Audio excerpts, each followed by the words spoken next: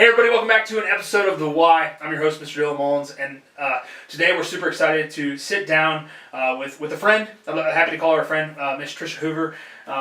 Tricia, we were talking a little bit off air. You got an interesting story, but give me the elevator pitch for who you are. Tell the audience, give them a little taste of who you are.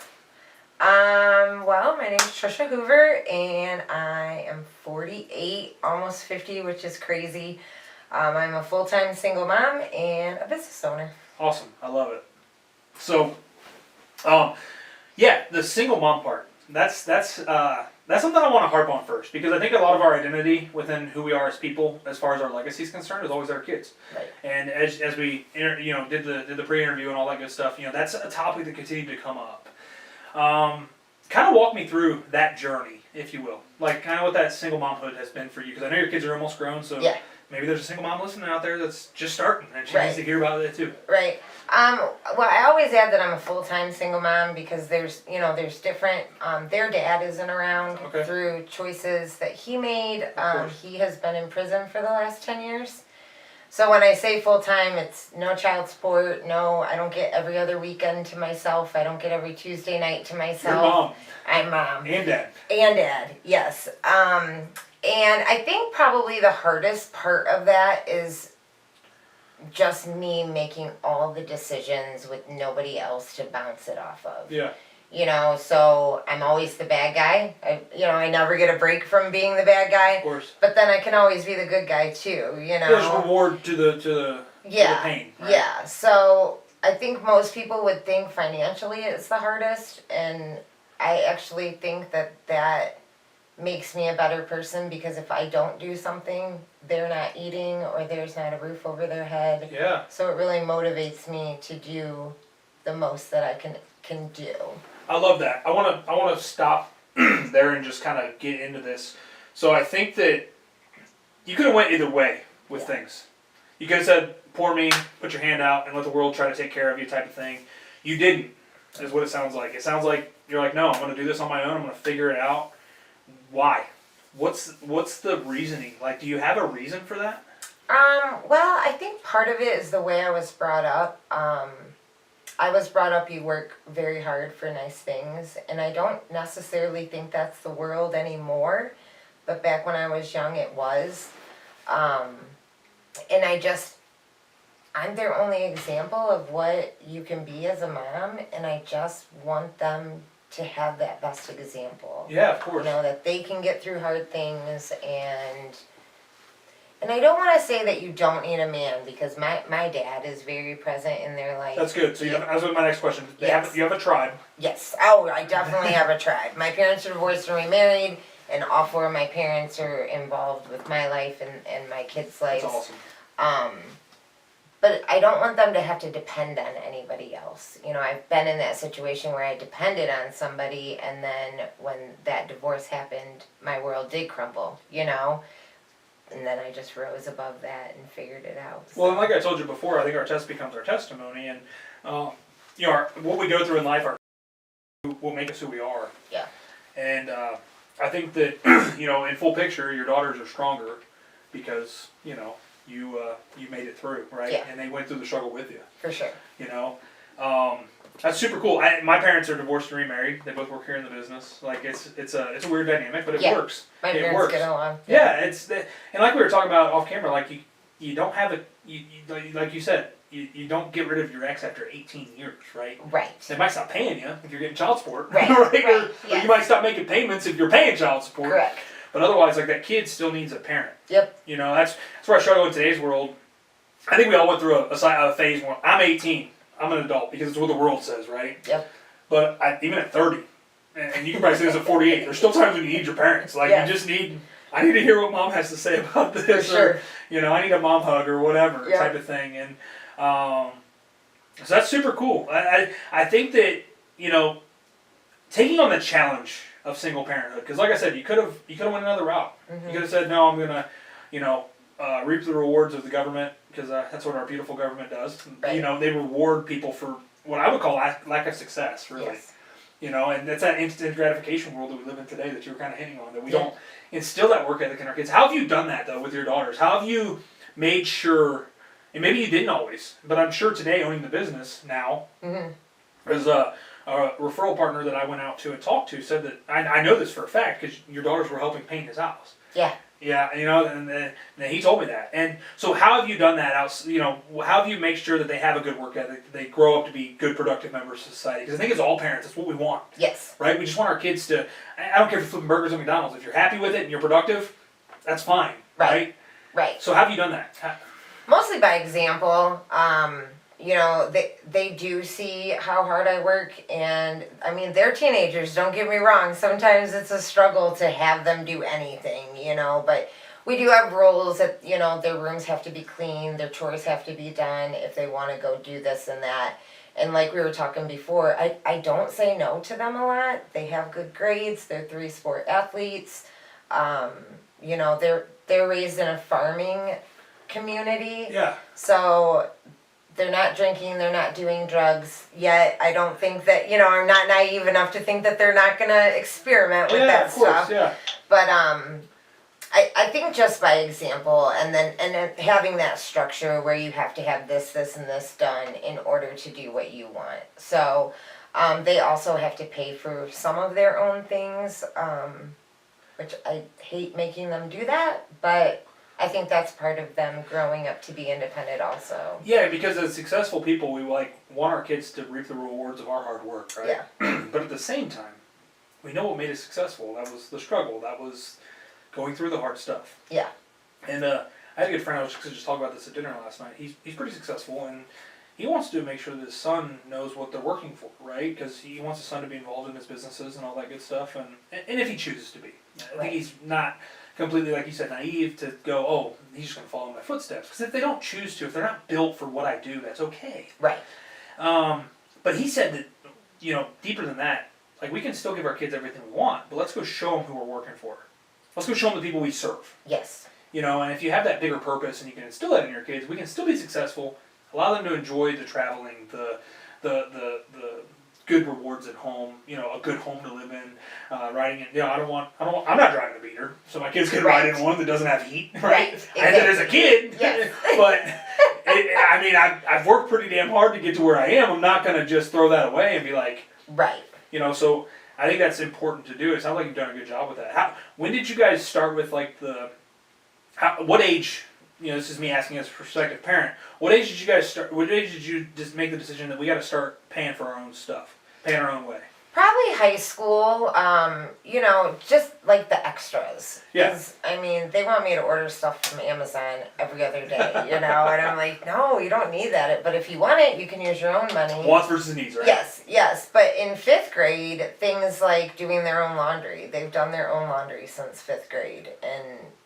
That, you know, that was... It took a lot off your plate, too. It did. And that was, you know, a little bit of a struggle of them, you know, waking up for sports and not having a clean uniform. And they only had to do that a couple times, and then they know to get their laundry done. Yeah, not being the stinky kid, right? Right, exactly. And you can't count on mom to do that, because you're old enough in 5th grade to do your own laundry. Exactly.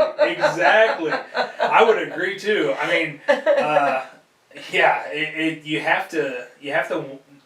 you can't want it more than they do at the end of the day. Just like with anything else, I can't will somebody into doing something around the business. I can't will somebody into doing, you know, whatever. But you can put the things in place to make them go, yeah, I'm not going to be that person. Exactly. That's good. What would you give as a recommendation? You know, this is me personally asking. What would you give as a recommendation to me as a new parent? To, you know, we're bringing a newborn home. By the time this comes out, I would assume she's here. Unless something's crazy. My wife wants to be 48 weeks pregnant. Right? She doesn't. No. Like, she could pop any day now. So, what would you give to a new parent? Like, if you were talking to Tricia 18 years ago, 17 years ago, what would you say to yourself, you know, to change things a little bit for you? I would say definitely lead by example. I mean, and they see everything you do. They see and hear everything you do. Even if you think they don't, they're watching. Yes, they're watching and they're listening. And to lead by that example and to just embrace it. Because, like, I was listening to a podcast by Ed Milet the other day, and he said, you know, when somebody turns from 6 to 7, that 6-year-old is gone forever. You know, and you may take some of that 6-year-old with you, but that 6-year-old is gone forever. And that's how parenting is too. Like, you're never gonna get those moments back. There's gonna be nights where you're just gonna be like, I cannot wait until she's grown up. And then she'll be grown up. And then you'll be like, crap, I wish she was up here cuddling with daddy, you know? Like, my kids don't want to cuddle anymore. Like, I miss those. But sometimes when they were little, it was like, oh my gosh. You're so clingy. Yes, leave me alone. So just to embrace every part of the journey, because it's all going to be different. I heard a quote the other day that said, you're going to pick up your kids for the last time one day. You just don't know what that day is. And I don't even have a kid yet, and I'm like, got choked up. I'm like, I think about it with my dogs. I'm like, there's the last time when I'm going to pick their fat asses up, you know? Like, I can't imagine what it's going to be like with a human. I'm a big crybaby, you know? And yeah, that's super important to know. Like, there's the last time they're going to coo at you. Yep. There's the last time they're going to take a bottle. Like, sit on your lap and have a book read to them, you know? And for, you know, I can't imagine that it's not a proud moment as a parent, right? That, oh, I taught them to read. Yes. I got them on solid foods, whatever. Yes. But also at the same time, I think it's our society today is what it all comes down to, in my opinion. We want instant gratification. We want to get to where we want to be. But unfortunately, at the end of the day, there's going to be a last for everything. For everything. And I've been fortunate enough to be around enough people who are smarter than me that said that. You know, there's the last time where this hasn't happened yet. There's the last time I'm going to work on a roof. Right. There's going to become a day when I'm so ingrained in the business. There's the last time I'm going to work on a roof. And I was just talking about this, and running back to the business stuff a little bit. Like, I'm grateful that I have an awesome team. But also, as I delegate stuff, there's a last time for me doing things. Right. And some of them are good. Right. Some of them, I don't want to. But like, also at the same time, like I still miss like the good old days. You know, when we were out putting roofs on with the guys, and like it was my crew, and like that was fun to me. Like, we still get to reminisce about that stuff, but it just doesn't happen anymore. I don't get to experience that. Right. So the same thing could be right back to parenthood. Yep. And it's super cool stuff. But if you're intentional about it, and the faster, you know, to the person at home, it's like, how do I get, like, just be intentional today. Put your damn phone down. Leave it in the truck. Leave it in the car. Yep. Go inside and be intentional and enjoy that version of them that's here today. Yes. Yes. You know, and if you want a good example, like if you don't see it in your kids, go get a puppy, because they grow up so fast. Yeah. Like, we got a puppy at home right now. Her name's Maya. She's a blessing, awesome dog. We bought it so Lainey could grow up with a dog, and it wasn't my idea. I love my wife. She's awesome though. She's a really good puppy, but like, she can't jump off of our bed right now. She sleeps with us every night. Because we're like, oh, she ain't gonna potty in the bed, like. Right. You know. Good idea. We're all right, you know. She hasn't, thank God. I said that. Knock on some wood. Right. But like, there's a last time when she's gonna not be able to jump off the bed. Yep. Like, if you just think about that, like if you relate it back to things that are going on in your life today, it makes you be more intentional with your kids. Yes. That's where this whole full circle conversation comes back to. Yep. So that's super cool. I appreciate that. That's been a hot topic, and I apologize if you're like 5 podcasts in, and thank you for listening. But if you're 5 podcasts in, let's talk about kids. Like, it's not. It's a season that I'm in right now. Right. It's a season I'm trying to be intentional. Yep. I want to go back to a piece in our conversation, because I think that you have a really good story, and I don't know how much it's out there, and that's the entire purpose of us being here. You had mentioned off camera that there was some darker times in your life. I'd like to get some insight on that, and like I said, your test becomes your testimony. We'd love to, give you the opportunity to share that if you're willing. Yeah. So kind of walk me through what that looked like for you. Okay. So I was an alcoholic and a drug addict for about 20 years. I was raised very well from a divorced family that all the parents get along, all the kids from either side get along, but I was raised very strict, and when I went off to college, I just went wild, and that's not the reason why I was an alcoholic. I believe that you're born as an alcoholic. And or there's a drug predisposition. addict. Yes, for sure. There's some alcoholism For sure. in my family, and it was a fear of my, like, it's still a semi-fear that one of my kids get that trait. Right. And I'm super blessed that my siblings did, but like Yep. I had all of my grandparents to some degree at that point in time were alcoholics. Correct. A lot of their siblings some were more prevalent than others, going around to the bars and stuff. But I agree. I think there's a miswiring in the brain. There is. That makes you more susceptible to alcoholism. Yes. And I mean, that's scientifically proven. And addiction, really, yes. in general. And also, just like, say in my dad's family, there were 6 kids, 3 of them are alcoholics, 3 are not, so they were all raised the same by an alcoholic father, but 3 of them become alcoholics and 3 of them don't, so it's not in the way you were raised or anything, but that was my introduction to alcohol, was at Kent State, which is a pretty big party school anyways. Party campus, Yeah, with no parental supervision, so I just going hog wild. Big time. Joined a sorority and everything. Oh yeah, even worse. yeah, exactly. So I went to college for 2 years. It wasn't my jam. I came home and just progressively over the years things got worse.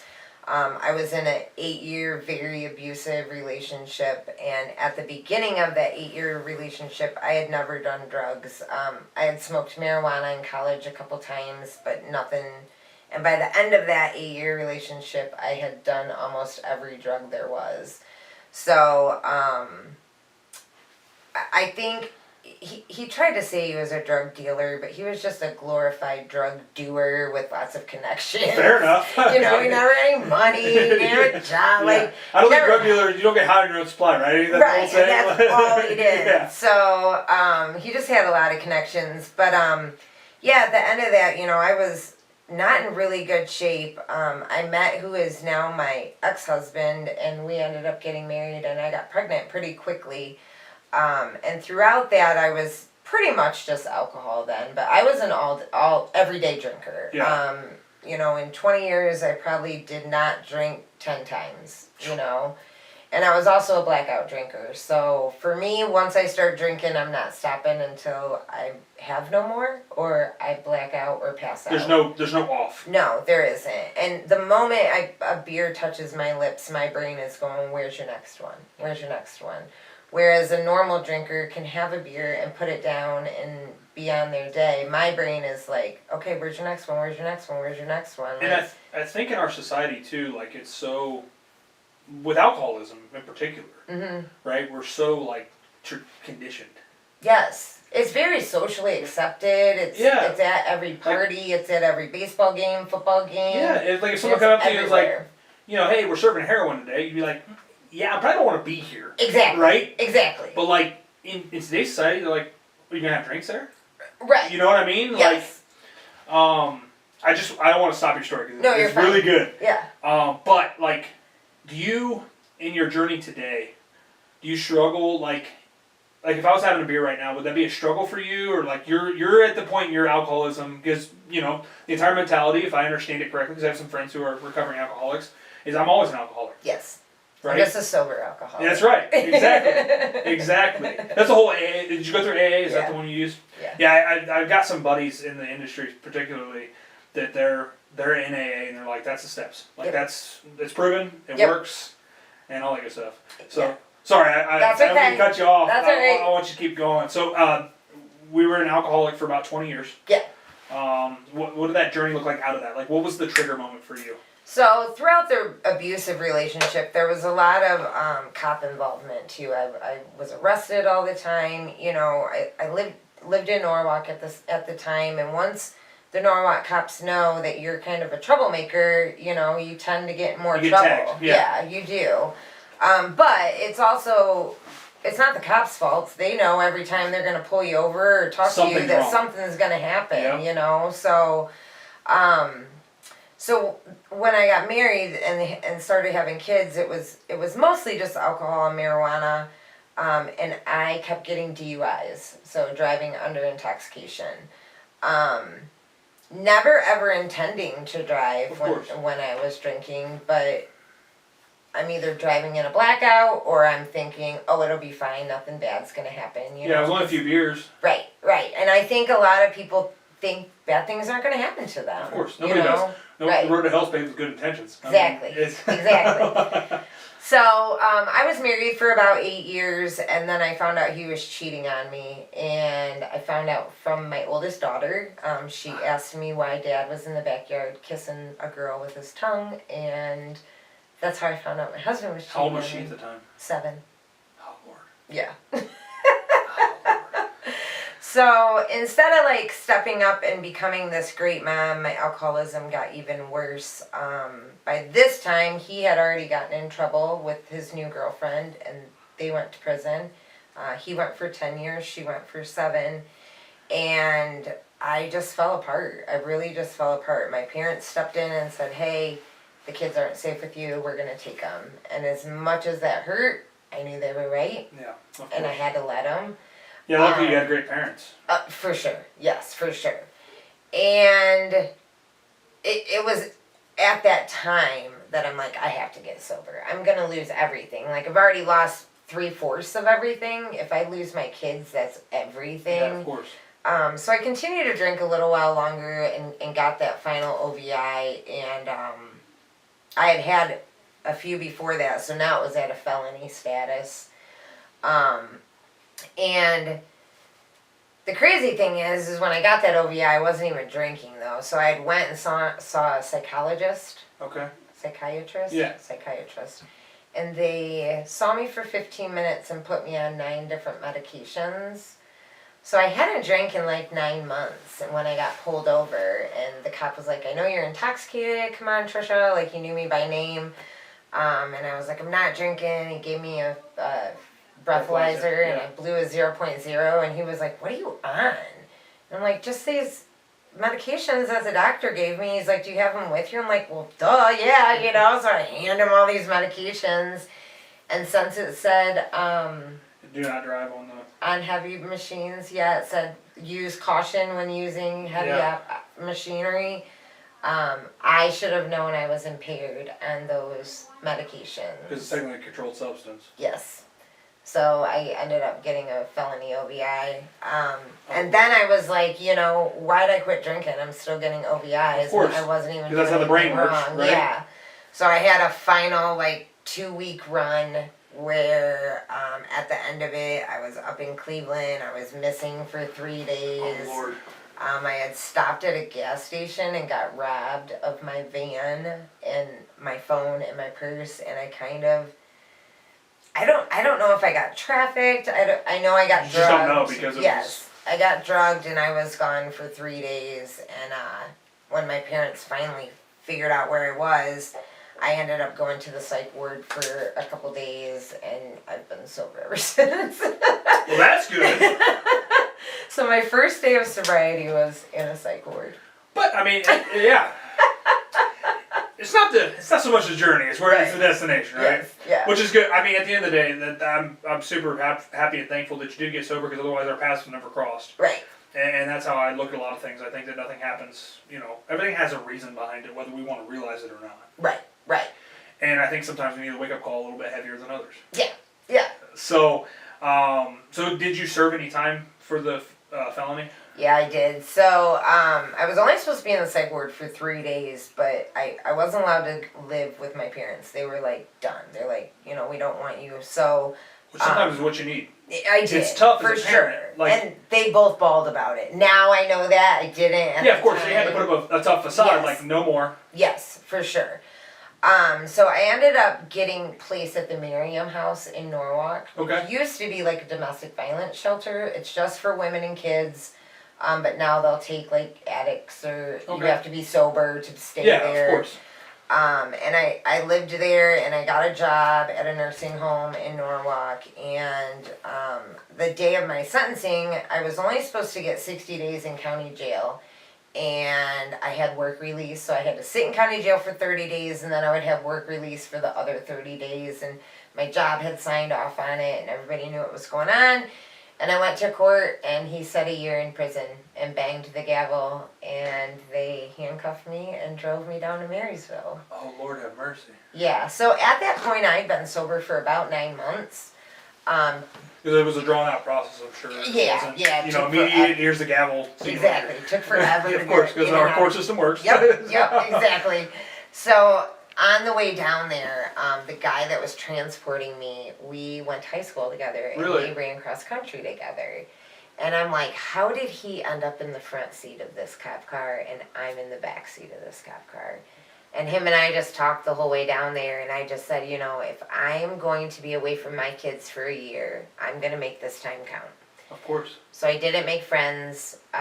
Keep your head down. Yep, kept my head down, didn't get in trouble, didn't, a lot of girls get girlfriends in there. Oh yeah, that's a whole... Gay for the stays. Yeah. Didn't do any of that.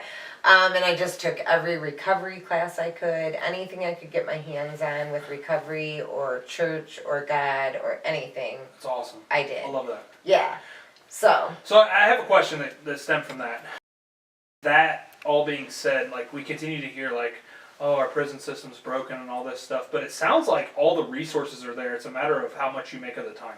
So the first place I went to was Marysville. Everybody, all the women go there in Ohio first. And then I was a lower level offender, so I got to come up to Cleveland, which is a reintegration center. Okay. And there is all programs. But down in Marysville, There's nothing. no. There's like 7 programs for almost 4,000 women. Oh, Lord. And So- it's super hard to get into. Why do you think that is, though? Like, why not in Marysville? Is it more so of, like, it just won't be effective? Like, we need you to prove yourself type of thing? You know, because I ask that of my people, right? Like, prove yourself to me, and then we'll give you the reward, right? You want to know what my real thoughts I are? do. Yeah, that's why I asked. I think there's too much money in it, and they want people to reoffend, and they want people to be in prison because there's a lot of money in it. I agree. I agree with that. You know, and It's sad, but that's... But you're a product of what can happen, I Yes. guess, is my biggest piece with that, right? Yes. And I think that's the biggest talking point. I mean, I guess it's a decision. Yeah. At the end of the day. For sure. You know, you can choose to be part of the problem or part of the solution. Yep. And if you choose to just be a shithead, you're going to get shithead things. Yes. Right? Yes. That would be my biggest thing with that. I think I guess that's my thing. Is I agree with you. I think that there is a ton of money in it, and if we follow it back to the money, I'm not a conspiracy theorist or any of that stuff. It's just kind of a fact at this point. Yes. But with all that being said, you know, there's options if you choose to make the most of it. Yes. But if you choose to go down the wrong path, it's like you had when, you know, the husband thing happened with the cheating stuff. Right. You know, you could have gone off the deep end. Yep. But you doubled down and said, I'm going to make a decision today, and I'm gonna make change. Right. Unfortunately, it just wasn't enough change. Right. And that's what got us in the situation that we were in. Correct. So that's a good point though. Like that's in life in general though. You make the most of the situation, or you can say the world happened to me instead of for me. Right. And in this case, you said the world happened for me, and I'm gonna make the most of the situation, and I'm gonna go to church. I'm gonna get right with God. And then once you did, I think he opened up a door for you to go up to Cleveland and do all that good stuff. Exactly. That's what it sounds like to me. What has been your biggest struggle in your sobriety? So the first year is really tough. Like I said, I had about 9 months before I went in, and I think even now, so you know, after I got out of prison, I didn't think I could move back to Norwalk, so I stayed in Cleveland for a year, and then I was doing so well, and I was going to move my kids up to Cleveland, and I was looking at schools where there was like 900 kids a grade. Oh yeah, it's insane. Yeah. And they go to Western Reserve. There's Of like course. 80 kids in their grade, you We know? played Western Reserve in football. We beat their ass, but Right, that's another right, conversation. yeah. So I understand. I went to a similar high school. Like I get it, right? Very small school, and then I didn't like Cleveland after a while. It's really fast. Everybody's not for me very either. rude. Yeah, I'm like, I need to go home. So I went home, but I think now, since I don't have a lot of those friendships that I've had my whole life, how do I meet new people, and how do I gain new friendships, and I haven't been to meetings in a really long time. I was a counselor, a drug and alcohol counselor before I started my business. Yeah, and I think that's probably my hardest thing now. I am a firm believer that if you do AA and you do the 12 steps, you will not struggle in your sobriety. But you have to do all 12 steps. Correct. And there's so many people that want to do recovery themselves. Like, there's a podcast I listen to. It's Jelly Roll's wife, Bunny. Yep. And she's like, sobriety sucks and sobriety's hard. And no, it's not. Yeah. But she didn't do the 12 steps. If you do the 12 steps, it's not hard. Your thinking still can be hard, but for me to go, oh man, I really want a beer, that's not hard at all. No. No, I mean, I've decided to stay sober this entire year, just a personal decision. Mm-hmm. Like I said, I've been fortunate enough to never have to struggle with it. Right. But I will say that I think the hardest part, just in my kind of reflection with this, is like the habits, right? Like you have a habit built, and for me, it's like a social setting. So that's exactly. It's on the golf course. Yep. It's when I'm working, on things around the house type of thing. Right, mowing the lawn. Yeah, stuff like that. I'm just gonna have a beer, and I can't imagine how hard that is when it's such a big part of it. Like my wife and I, like I said, we've been very blessed. We have alcohol in the house, but we never touch it. Right. Like, we don't even sit down and have a drink together. It's just not, every once in a while, we'll have a drink with dinner type of thing. Right. But it's just not part of our life. Right. But it is more than I realize. And that's why I'd say that our world is just so ingrained that it's okay. Mm-hmm. But it's funny because everyone I've talked to that's gone through AA, they're like, no, we're good. Like, they'll have their own thing. Yeah. Like, I got a buddy that, the podcast that just dropped this last week, I'll shout him out. It's Be Authentic or Get the F Out. And then on his podcast, I've been out to dinner with him numerous times, and he just gets a club soda with lime and salt around the rim because he likes that thing. Right. Right? I got another friend, he's got another podcast. He does club sodas. And just you give the perception. And he said no one ever even asks. No one offers him a drink. It's not a thing. Like, no. It's just, you can be fun and be sober. Yep. If that's your thing, if that's what you're, like, if this is speaking to you right now, I promise you can be fun and be sober. You're more fun. Yes. Because you're not making stupid decisions. Like, if alcohol is that important in your life that, I'm a dumbass when I'm sober, like, hey, or when I'm drinking, if you're a dumbass when you're sober, then you need to probably not drink too. Right, right, exactly. But either way, like, if you're just making stupid decisions, then just, like, realize that people will have, honestly, it's fun watching drunk people when you're sober. Right. It's a great time. Right. Like, some of the best people watching you could ever do, watch drunk people. Right. Like, some of the best, So that's good. I'm glad that you found a spot there for that in your life. And I think, like I said, it all comes down to just changing the habits. Right. And that's what people don't want to do. Right. Well, it's hard. Nobody wants to change. There's not a pill for it. No. There's no quick fix. Right. You can't just, like, you gotta be intentional about it. It's like the kids. You want to raise good people, freaking be intentional about raising good people. Exactly. But it's no different than trying to be sober. You just have to be intentional about, I'm not going to drink. What's the saying in AA? I'm just not going to drink today. Right. Ed Milet talks about that. One of his best stage presences he ever gives is The Power of One More. It's actually got a copy of his book right there. He talks about that with his dad. Yeah. It was, don't drink one more day. Yep. When people call him, because he was in AA and he was sponsors for numerous people. I don't know if you've ever heard that, but yep. It's phenomenal. It's one of the best. And just don't do it one more day. Yep.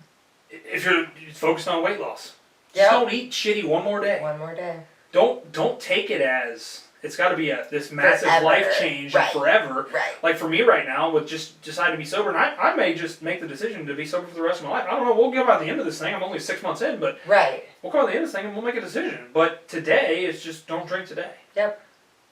And another thing like that really helped me get sober is somebody told me once, just try it for a year.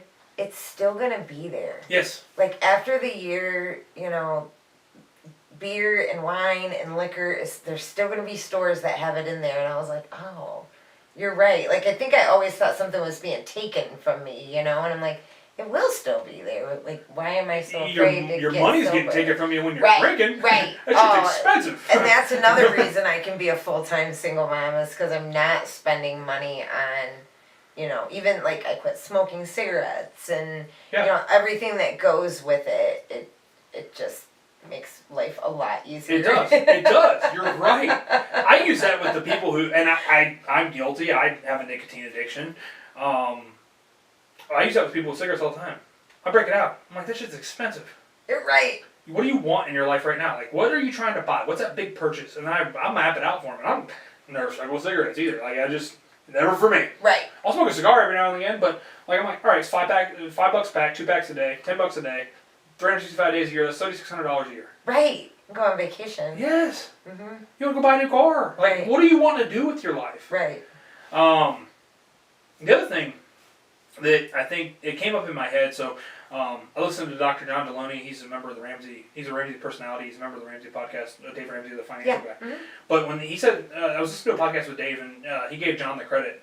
He said that in the moment, like, we're so worried about right now, and our emotions take over instead of our logic. And if we could just let our logic take over, or get someone that's logical, right, in place, you don't have to be a logical person. Just call someone. And if you do that in a stressful time, you'll be okay. So, golly, I lost my train of thought. It's a good thing it's my podcast. Through the sobriety journey, like, because I think that's super important, because it's a big part, for you turning your life around, essentially, right, is what it sounds like. I mean, that's not, I don't think that's me speaking out of line. I think that it's true. It's a fact. For sure. And so with that, like, what have you seen, like, change, like, was there instant change? Was there any instant gratification when you decided to get sober? I mean, obviously you had a dark path, right, with that going to prison thing and all that good stuff, but, like, outside of that, or I guess bad stuff, I shouldn't say good stuff. Outside of that, though, like, was there, like, any changes that you saw happening to you instantly? Probably not instantly, besides waking up every morning and not regretting anything you did the night before. Or don't remember doing. Or don't remember, or having to call people, like, what I do last night, or where's my car, or, Dude, where's my car? Right. Did I do anything embarrassing? That is probably the instant. But I think that's another reason why so many people don't stick it out and do this, because it's not an instant thing. It's, even getting my kids back. So I ended up losing full custody of my kids to my parents, because my parents had to, like, put them in and at least they were able to step in. Right, and they had to be able to take them to the doctors, like when I was in prison. Of course. And if they didn't have full custody, they couldn't. Of course. So, no, there's no instant gratification. And there never is. No, there's not. But if you stick with it long enough, it's like one day you have this huge ball of gratification that's been slowly making it into this huge ball. It starts off really slow, and then it just, like, boom, like one day. Yep. One day it's just like, boom, my life is nearly perfect. That's awesome. Yeah. I love that. So, what, do you do any journaling or anything? Have you done any journaling through your journey? I did when I was in prison. You end up doing a lot of things in there that you think you're going to do when you get out, but then you're, like, working and the real world comes around and life comes in. I did do journaling. I did do manifestation. Yeah. Which is really real. Yeah, it is. It is. It's in the Bible. God spoke. Is it? God spoke. It's literally Genesis. Oh. God spoke. I never thought about it that way. Yeah, I mean, that's why I run everything back to faith. I mean, it's a huge pillar in my life. But yeah, God spoke. Okay. God spoke us into existence. He said, be here and it is, right? He spoke this world into existence. So why, if we're made in His likeness and image, why don't we have that power either? Right. I've never heard it referred like that. That's awesome. And whatever you want to run it back to, I don't care what your path is, right? But I think that regardless, like, even if I just speak it to you, internally we compartmentalize that, and now I have triggers that I don't want to let Tricia down. Right. If I tell you I'm going to do something, I'm going to do it. Right. At least for me, that works. Outside of that, like, that's why I think that, I think that prayer in general is great, but I think that speaking prayer is so much more powerful. Yeah. And I feel like God hears those prayers. That's why I think that when we get desperate, and we get in desperate times, we want to pray out loud all of a sudden, and voila, everything's fixed. Yep. Not everything's fixed, but it gets better. It gets better. Yes. You're at your rock bottom, now there's a way to go up. Right. And we only do that in desperate situations, but I think if we truly go, like, don't cry out to God just for the bad stuff. Think for the good stuff. Show gratification for what you have. Yes. Well, I stopped asking God for things because I asked Him for patience, and I went to prison for a year. Like, you're gonna get patience. You're gonna get it. You don't get it the way you want it. Exactly. Yeah. I've learned that lesson a couple times. Yeah. Golly. He's funny. He thinks he is. I don't find it very comical in the moment. No, it wasn't. But you know what? That's probably the best thing that's, besides the birth of my 2 girls, obviously, but that was probably the best thing that ever happened to me, because I was able just to focus on myself. I didn't have to cook. I didn't have to do laundry. I didn't have to raise my kids. Like, I just You were too focused on myself. And then when I got out, my parents saw how much that I really did change, invited me to live with them when they didn't even want me to move back into the same town with them. And this was only 6 years ago. So it hasn't even been that long ago, yeah. And that's a good reflection too. Like, I think about how much my life changed over the last 6 years. I think all of us, if you think you're the same version of you that you were at any point in time, like, that's why people, like you said, you lost friends. I've lost plenty of friends. I'm blessed today to have some of the most amazing friends in the world. Right. But there's seasons. Yes. And some people are there for a season, some people are there for a reason. Right. And you know what else I'm finding? I'm finding that you lose friends in success too, though. 100%. It's lonely at the top because people don't want to get there. Or see you get there. Yes, because they want crazy. to be like, I want what you have, but I don't want to do what you did to get it. Right. John Maxwell says it's the best. You want to do what I do, but you don't want to do what I did. Right. Nobody wants to, like... And it's hard. It is. Business is hard, success is hard, being good parents is hard. Right. But anything worthwhile doing in life is hard. It's hard. Right. It's going to be. Right. It's otherwise there's no gratification with it. Like, if I want a new truck, but I don't want to put in the work to get a new truck, and somebody just gives me one, I'm not going to appreciate that thing. Exactly. There's no appreciation. Yes. That's why I think, once again, our God's a very just God, and He does that stuff for a reason. Because He knows if we just get given things, that nothing comes of it. Nothing good. For example, I've seen plenty of people around my industry, the roofing industry, get given things, and they never put it into application. Right. There has to be some kind of attachment to it. Whether it's hard work or money or whatever that is. Like, there has to be I have to be attached to it, because if I'm not attached to it, if I didn't work to get that, I'm not going to do any of it. Right.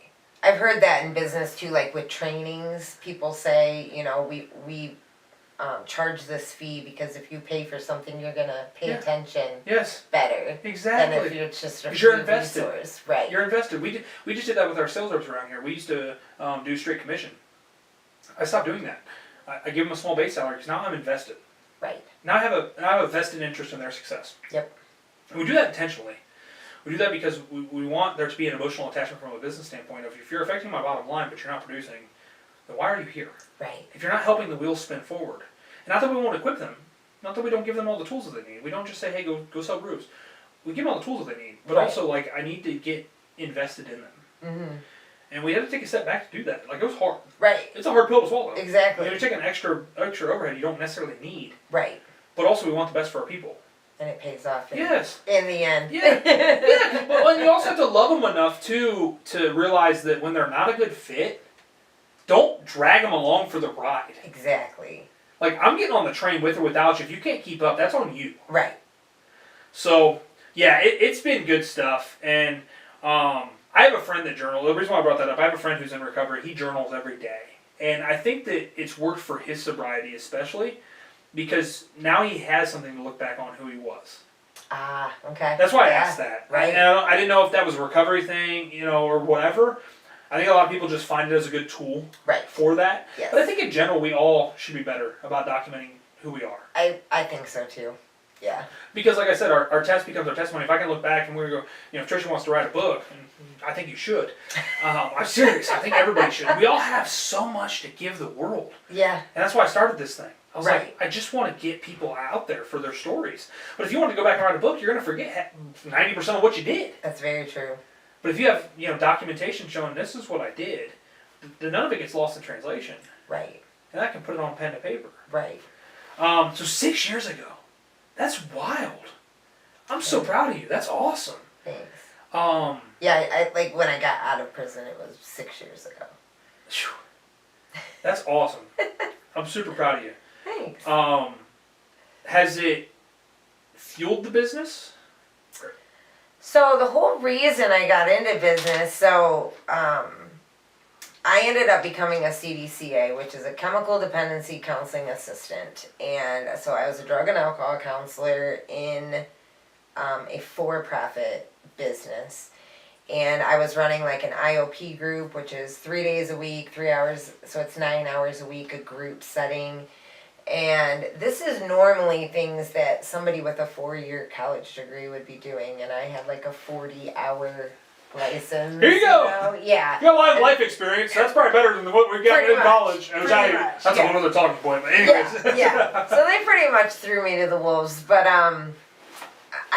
my clients, there was a lot of respect for me because they did know I was in recovery. When I first started counseling, I couldn't even drive. Like the judge wouldn't give me driving privileges. So my mom's dropping me off. It's like school again. Yes, my mom is dropping me off for work every day, and my clients are seeing me get dropped off, you know. So, but they respected it, and I didn't have. I think I had like 2.5, 3 years of recovery at that time, which a lot of them thought they could never get that, but some of them it was like, okay, she doesn't have 20 years, you know, so it was a little more attainable to them. But I was also telling them, you know, just because you do get sober doesn't mean you get your license back right away. It doesn't mean yeah, I'm an example. Like right, but you don't give up. You just keep going, yes. you know. Well, then COVID hit, and I ended up seeing a lot of the backside of the counseling field, and a lot of it is really slimy. And it just didn't line up with my values or morals. I was making really good money. It was probably the best money I've ever made. Yeah. Well, it was the most money I've ever had in my bank account, but I was also not doing much to draw out of my bank account. But yeah, I just started looking around online. Like, I don't have a college degree. What can I do? I don't want to go back to a factory. I don't want to be a waitress. That's a lot of nights and weekends, and I want to be present for the kids. And I just stumbled upon pressure washing. So then I wanted to find a mentor. And there's a lot of guys on YouTube that don't pressure wash. They make all their money in pressure washing videos off of YouTube. But you would think they pressure washed. And they talk fast and they're real shiny and everything looks great. And then there was like this country bumpkin from Cincinnati. He's like 6'6". He's big old country bumpkin. Can't say library correctly. Library. Can't say reef. And I decided to go with him. Awesome. It was God that put him on my heart because I would have never went with him. But there was a connection there for some reason. Yep. He always talks about his faith and his family and how you can't help people if you're broke. And that's some Dave Ramsey principles right there. Yep. Make lots of money, be generous. Yep. Yeah. He's like, you can't help people if you're broke. So for whatever reason, it was God, but I joined his mentorship and I'm still with him. And he had grown his pressure washing business to $1 million in 5 years, and then he sold it. And when he sold it, he had to sign a 3-year non-compete. So then he started mentoring. So really, I started with him pretty close to him starting mentoring. That's cool. So I've seen him grow. He's seen me grow. Like, he made me a website. It was the first website he made for people, so he gave it to me for free. He gave me all the back end stuff on it. It was really a blessing. Super blessing. He knows my kids. Like, my dog knows him. Like, I'm on a Zoom with him like 4 times a week. My dog says hi to him every time. That's awesome. And here it was this guy that I just thought, you know, I chose him because he is in Cincinnati, so he knows our weather. Like, a lot of these pressure washing guys are out of Florida, yep. And they don't know our weather. They can pressure wash all year round, you know? And it turned out to be one of the best blessings that has ever happened, because I would not still be in business if it wasn't for him. Anything I think I should do, no, you do the opposite. You know, like, you don't go to the dirty homes, you go to the clean homes. Yeah, because they want to take care of their stuff. Yes. I would have thought to go to all the dirty homes, you know? And we don't we don't door knock freaking crappy neighborhood. I mean, it's not that those people don't want to take care of their stuff. Right. It's just a little bit easier. Correct. The more money they spend, the less they come out and stalk your work. Oh, and yeah. Financial investment. If it's a big percentage of what they've got to spend, it's harder business. I mean, it's just a fact. Exactly. And I wouldn't have known any of that. So he teaches us a lot of the stuff that he has failed. Of course. You know, he's like, I've already failed this, so don't do that. And it's awesome, because then I don't have to make those failures. But I had never even pressure washed once when I quit my job and started this Said, business. hell with it, we're gonna do it. And just jumped in That's feet awesome. first. I love that. So that's an interesting business to be in. I mean, and the other thing too, it's one of those businesses. It's actually very similar to roofing in this aspect. It's very low. The competition is good, but what we found in this space is like the separation between good and great. Like those guys, that's where you want to be. That's what you should be striving for. Because most guys are doing it as a hobby or for on beer the side. money. Yeah, beer money. Chucking a truck. Yeah, they just bought a $50 pressure washer at Lowe's. Now I'm gonna go, pressure wash people's houses. And not to knock those folks, I appreciate the hustle. But much like your mentor, I've been through a lot in business, and I'm actually at a point now, kind of the similar. Like, it's not a money thing for me. It never will be. I don't think. There probably will become a time when I have to charge some money just because of what it's robbing from other areas of my life. Yes. And like you said, to get people invested in what I'm saying. But, it's like I don't ever like to knock anybody for going out and trying, but I also say all the time, business isn't for everyone. No. This shit's hard. Super hard. Yeah, it's not easy. Like Super the hard hard. decisions aren't easy. The more people that you add on and take on their livelihood is hard. Right. There's lots of hurdles that you have to overcome. I also believe that you have to go through some shit to be able to do it. Oh, for sure. If back to that thing, you have to go put the work in. You have to put the elbow grease in. You have to spend the money. Right. You have to have your education, because that's the thing. A lot of these guys think they can go out and pressure wash, and they are screwing people's homes up. Yeah. Big time. If you don't understand it. Right. So I respect the hustle, but know what you're doing. Exactly. Educate yourself, because there's still an education component with it. It's the same thing in the roofing space. You guys, I can just go slap a roof on. It's a system. You have to understand how it goes together. Right. And if you don't, that's, to most folks, and this is the same impression, that's the most expensive asset that 90% of the population is ever going to I own. was just going to say that. It's their biggest investment. Yes. Yeah. Yes, Yeah. and I mean, if we want to talk about balance sheet thing, I would argue it's not an investment, it's a liability, but that's a whole other True, very point. true. But, all that being said, it is, because I think that also, too, if we go out of the accounting world, it is an investment, because that's where you raise your family, that's where you have your get-togethers, that's where you learn bad news, like, that's it. Right. It's an investment of the heart. Yep. So and for that, like, we have to treat it like such. Yep. We tell our team that constantly. We're treating this as this is the most expensive thing anyone's ever going to own. The biggest emotional attachment happens here. Treat it like it's yours. Yes. Yes. And most people don't take that. No. Oh, I jacked that up, whatever. Right. And it's not. Right.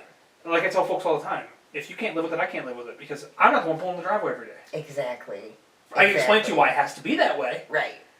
Because of X, Y, and Z, but if you want it taken care of, I'm going to do everything in my power to get it taken care of. Correct. Especially if we jacked it up. Yes. You know? And anyone that says they've never had a mistake in business is a liar. Right. And I don't want to work with them. No. No. No. You should have one-star review on Google. Yes. Like, exactly. You're not going to make everyone happy. No. But also do everything in your power to make it so that you can correct it. Some of my best customers are people that I've made mistakes at their home, but I owned up to it. You own it. I corrected it. Yes. And they're like, they call me all the time because they know if something happens, right, they know that they can trust me now. Exactly. And then they tell 1,000,000 people. So. Yeah. Some of the best people we've ever had referrals from are mistakes. Yep. It's how you handle it. Exactly. Yeah. It's not making mistakes, it's the problem. Because we're all going to make mistakes. You're human. Yes. On top of that, you go into multi-layers in business where you have other people handling the stuff. Stuff's going to happen. Correct. Yes. Stuff's going to go wrong. Yes. And I'd love to tell every customer that your job's going to be perfect. I would. But it's not true. Exactly. But it's not making mistakes, it's handling mistakes. Yep. That's the difference maker. And a good insurance company. And a great insurance company. Knock on wood. We don't ever have to call those guys except to make our payments. But you know that you have it. Yep. Thanks, Katie. Great insurance agent. But, no, exactly. Yes, she is. But that's the other thing, too. Like, if you don't have policies written in place with your insurance, like, understanding more into business. It's not just going and buying an insurance policy. It's having the right insurance policy in place. Exactly. It's not just knowing how to pressure wash. It's knowing how to pressure wash correctly. Yep. Just because you saw a YouTube video doesn't mean that you can go install a roof. Right. Because I guarantee you half them people are doing it for YouTube views. Yeah. They're not for roofing or pressure washing or whatever they're doing. Yes, and know who you're taking advice from. Yes. Not everything on the internet is. It's It's real. Yeah, I've got plenty of mentors in my life, and luckily, like you, I'm able to call most of them my friends, and I just hear these horror stories of people getting the wrong advice. I know. Like, if you're never been a practitioner, then I don't want to, like, and I tell people that too. I'm like, if you're underneath me, we can talk all day in business, and business is business to a degree. We have value to provide to each other. I can learn things from you, you can learn things from me, and I believe that wholeheartedly. Right. But if I'm gonna show you how to run a roofing company, and you are larger than me, I can give you insight on what I would think I would do, but I don't have practice. You haven't been there. Yeah, it's like a doctor that's right out of medical school. I don't know. Right. Or he goes and goes to be a cardiologist and then tries to go be an orthopedic surgeon. Like, he's probably not going to know how to fix your bones. Right. He's a doctor, like, right. but he's not the right doctor. Exactly. And that's super crucial in life. I mean, and I think we should have mentors in all aspects of our life. I do too. Not just business. Yep. I've got a leadership team that I lean on here in the business that I go to for personal advice. Luckily, most of them are my family. You know, I lean on my team members. I go to them for different pieces of advice. Jen's behind the camera right now. I go to her for marketing advice. Like, you have to lean on other people and build that tribe. Right. Much like you did with raising the kids. Exactly. Because if you go out alone, it's not fun. No. It's lonely. It is. And that's why I think too often when people think it's lonely at the top, no, bring people along for the ride. Right. Yes. And that's what mentorship is really about. Mm-hmm. That's what mentorship is really about. This has been a really fun conversation. It really has. We've gone a lot of paths. Yeah, we did. I think if you listen to this thing and got no value, then you need to re-listen, because there is tons of little nuggets in this thing. And I appreciate you for sharing your story. I'm proud of you for doing what you've done. I know that single parenthood isn't fun. And I'm proud of you for raising what sounds like two amazing daughters. I hope to get to meet them someday, and hopefully to some degree I can help to influence them to somehow. Thank you. That's my number one goal with anything. You know, Jen's behind the camera. We're in the schools right now trying to make real change, and we've got some really cool plans in place, and we really are excited about it. You and I were talking about it off camera. I don't want to share too many details until we get into the nitty gritty, because I don't want to build false hope in anybody. But, you know, you're a prime example of that people want change but don't want to make change. Everybody wants to. Mm-hmm. We say we want to. We bitch about it. Mm-hmm. We give all these reasons. Mm-hmm. But are you part of the problem or part of the solution? Right. Because full transparency, I'll give Jen all the credit. She wanted to get in schools. I'm like, there's no change to be made there. I have a teaching degree. I know what schools are like. Nah. Good. But now that we're having real conversations, I'm like, okay, it can be made. Right. I'd be willing to help with that too. Yeah, we'd love to have you on board. Yeah, that'd but be awesome. It can be made. And it's come to a point now where it goes, if not me, then who? You know, I don't know if God put me in 5 years we'll have an answer, but I don't know if God put me here for a reason. I know He put me here for a reason. Mm-hmm. I don't know if it was this reason. And if nothing else, I hope I can spark change in what people. My goal, whenever I get on stage, whenever I speak to anybody with these podcasts, I just want to change one life. Right. I'm not here to change everybody listening. Right. If you got no value out of it today, I'm sorry. I think there's a ton here. But change one life.